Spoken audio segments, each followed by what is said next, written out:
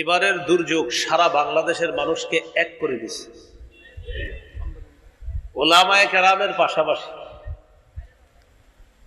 ছাত্র জনতা, সাধারণ মুসলমান, এমনকি অন্য ধর্মের মানুষও স্বতঃস্ফূর্ত ভাবে এই দুর্যোগে বানভাসী মানুষ যারা বন্যা কবলিত এলাকার পাশে সবাই একসাথে দাঁড়িয়ে কেমন যেন এই কথা বলতে চেয়েছে, আমরা সবাই মিলেমিশেই বাংলাদেশ। এই যে সবার ভিতরে কেমন যেন আমরা সবাই মিলেমিশে বাংলাদেশ, এই চেতনা যদি থাকে, সেদিন বেশি দূরে না যেদিন বাংলাদেশ কারো সাহায্য ছাড়াই নিজেরাই স্বনির্ভর একটা জাতি হিসাবে পৃথিবীতে আত্মপ্রকাশ করবে ইনশাআল্লাহ।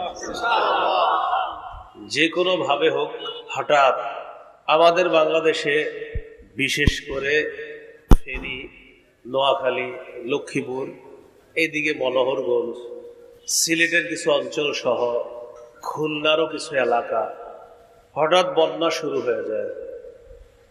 এর মাঝে ফেনীর ঘটনাটা,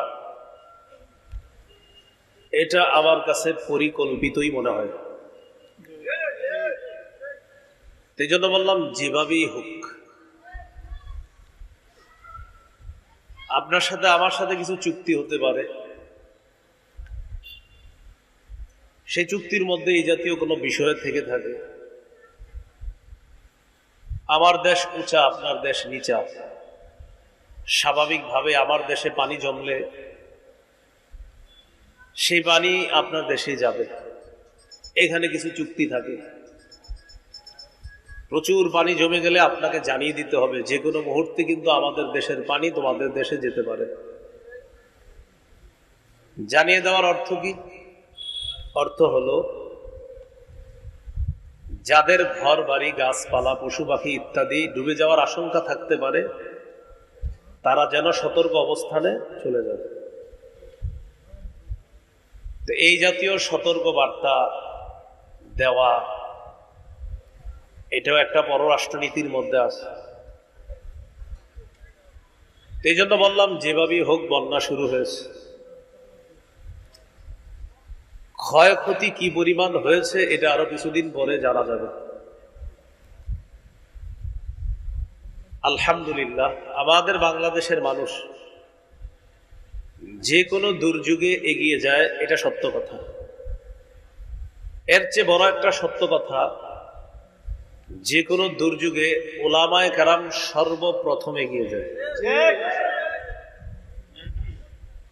তবে এবারের দুর্যোগের বিষয়টা একটু অন্যরকম হয়েছে। কেমন যেন এবারের দুর্যোগ সারা বাংলাদেশের মানুষকে এক করে দিছে। ওলামায়ে কেরামের পাশাপাশি ছাত্র জনতা, সাধারণ মুসলমান, এমনকি অন্য ধর্মের মানুষও স্বতঃস্ফূর্ত ভাবে এই দুর্যোগে বানভাসী মানুষ যারা বন্যা কবলিত এলাকার পাশে সবাই একসাথে দাঁড়িয়ে কেমন যেন এই কথা বলতে চেয়েছে, আমরা সবাই মিলেমিশেই বাংলাদেশ। এই যে সবার ভিতরে কেমন যেন আমরা সবাই মিলেমিশে বাংলাদেশ, এই চেতনা যদি থাকে, সেদিন বেশি দূরে না যেদিন বাংলাদেশ কারো সাহায্য ছাড়াই নিজেরাই স্বনির্ভর একটা জাতি হিসাবে পৃথিবীতে আত্মপ্রকাশ করবে ইনশাআল্লাহ। তো তাদের পাশে সহযোগিতা চলছে, চলতেছে, চলবে ইনশাআল্লাহ। এই জন্য আয়াতের অর্থ কি, যে আয়াত পড়লাম, তাআওয়ানু আলাল বিররি ওয়াত তাকওয়া, পুণ্য এবং তাকওয়ার কাজে তোমরা একে অপরের সহযোগিতা করো, সাহায্য করো। পুণ্যের কাজে একে অপরের সহযোগিতা করতে আল্লাহ হুকুম করেছেন। ওয়ালা তাআওয়ানু আলাল ইসমি ওয়াল উদওয়ান, গুনাহের কাজে, সীমালঙ্ঘন এবং পাপাচার মূলক কোনো কাজে একে অপরের সহযোগিতা করবা না।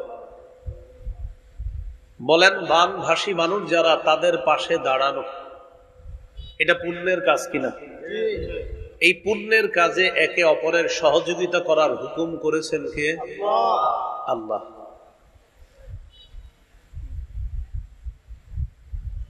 আবু দাউদের বর্ণনা 4944 নম্বর হাদিস। রাসূলুল্লাহ সাল্লাল্লাহু আলাইহি সাল্লাম বলেন, ইন্নাদ-দীনা আন-নাসীহা। একবার, ইন্নাদ-দীনা আন-নাসীহা। দুইবার, ইন্নাদ-দীনা আন-নাসীহা। তিনবার। নবীজি একটি বাক্য কয়বার বললেন? একই বাক্য তিনবার বললেন। অর্থ কি? সবাই আমার সাথে একটু বলেন, তাহলে মনে থাকবে। বলেন, অন্যের কল্যাণ কামনা করাই দিন। অন্যের কল্যাণ কামনা করা দিন। অন্যের কল্যাণ কামনা করাই দিন।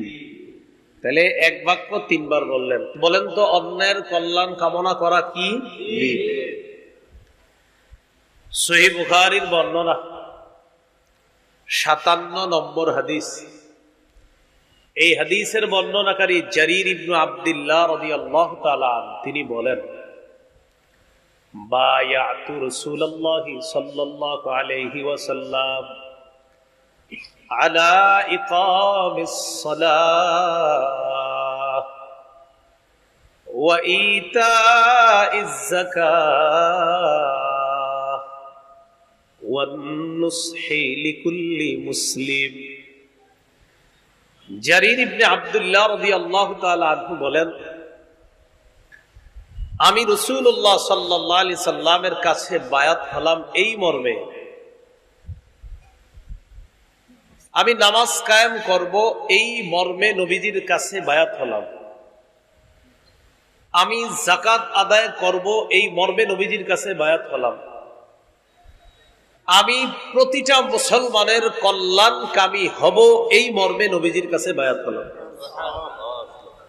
নামাজ কায়েম করা, যাকাত আদায় করা, প্রতিটি মুসলমানের কল্যাণ কামনা করা, এই শর্তে আমি রাসূল সাল্লাল্লাহু আলাইহি সাল্লামের কাছে বায়াত হলাম। এখানে আমরা সবাই মুসলমান। এক মুসলমান অপর মুসলমানের কল্যাণ কামনা করা, এটা আল্লাহর নির্দেশনা। রাসূলুল্লাহ সাল্লাল্লাহু আলাইহি সাল্লামও ব্যাখ্যা করে আমাদেরকে এগুলা বুঝিয়ে দিয়েছেন।